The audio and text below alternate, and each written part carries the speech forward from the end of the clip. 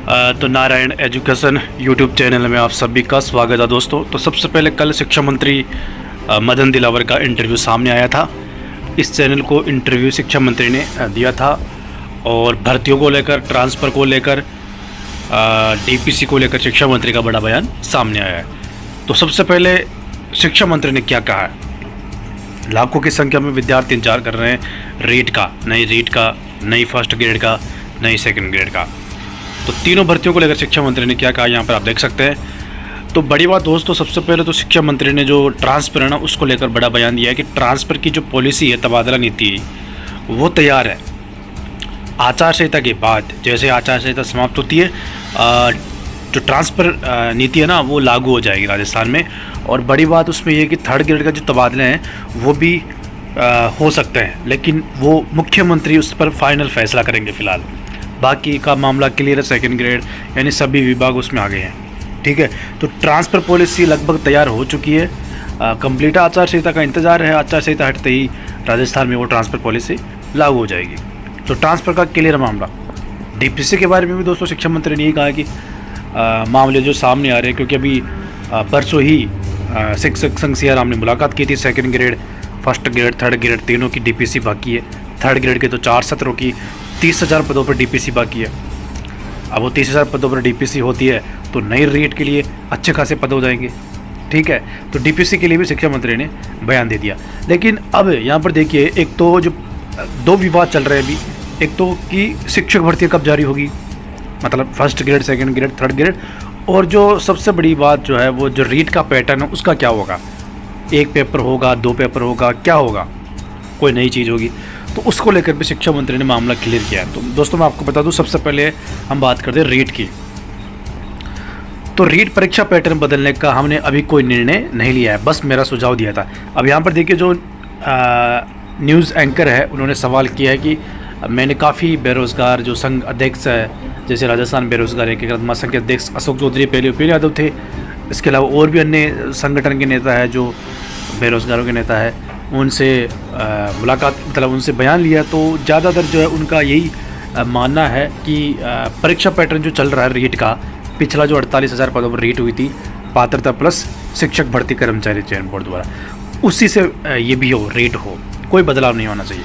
उसके बाद शिक्षा मंत्री का यह बयान है कि हमने क्या, जो एंकर ने पूछा क्या सरकार परीक्षा पैटर्न में बदलाव कर रही है, तो शिक्षा मंत्री ने कहा कि ऐसा फिलहाल हमने कोई निर्णय नहीं लिया है परीक्षा पैटर्न बदलने का। सीधे तौर पर शिक्षा मंत्री ने कहा, हाँ अगर कोई सुझाव आता है तो उस पर विचार कर रास्ता खुला है। लेकिन आज की तारीख में दोस्तों मैं आपको बता दूं, जो नई रेट 2024 की विज्ञप्ति जारी होगी ना, वो पुराने पैटर्न के आधार पर ही होने की संभावना है, 2 पेपर ही होने की संभावना है, क्योंकि शिक्षा विभाग में भी कोई काम नहीं चल रहा है, ठीक है। आगे की न्यूज़ आप देख सकते हैं, यहाँ पर देखिए, रीट अध्यापक भर्ती को लेकर बहुत सारे युवा साथी लगातार परेशान हो रहे हैं। उनको कहना चाहूँगा कि रीट की जो परीक्षा पुराने पैटर्न के आधार पर ही आयोजित कराई जाएगी। अभी तक शिक्षा विभाग में एक एग्ज़ाम को लेकर कोई कार्य नहीं चल रहा है, यानी सिर्फ एक मीडिया में बयान दिया था शिक्षा मंत्री ने, लेकिन वो इतना आसान नहीं है ना, विधिक मामला भी है, वहाँ पे उलझती है भर्ती, ठीक है। तो बड़ी बात दोस्तों ये कि जो नए रेट की विज्ञप्ति जारी होगी ना, आप अपनी तैयारी जारी रखिए। पात्रता परीक्षा होने वाली है रेट, उसके बाद शिक्षक भर्ती होगी।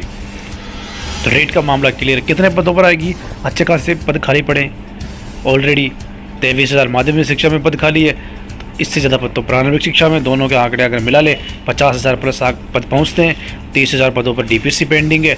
डीपीसी अगर सीधी भर्ती से पहले हो जाती है तो रीट के यानी थर्ड ग्रेड के पद 80-90 हज़ार खाली हो जाएंगे। अब आप अंदाज़ा लगा सकते हैं कि कितने पदों पर रीट आने की संभावना है।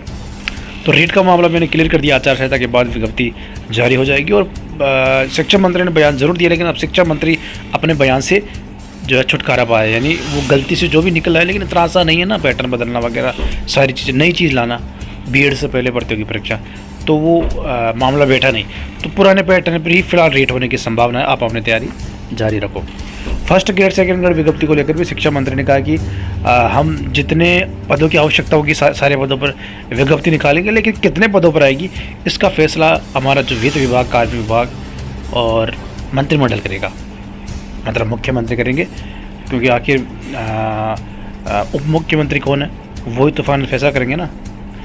तो तीनों भर्तियाँ first grade, second grade, third grade दोस्तों आचार संहिता के बाद जारी होने की संभावना है। और मैं आपको बता दूं फर्स्ट ग्रेड की बात करें तो फर्स्ट ग्रेड की अभ्यर्थना आरपीएससी लगभग शायद जा चुकी होगी। सेकंड ग्रेड की 2-4 दिन के अंदर चली जाएगी आरपीएससी में।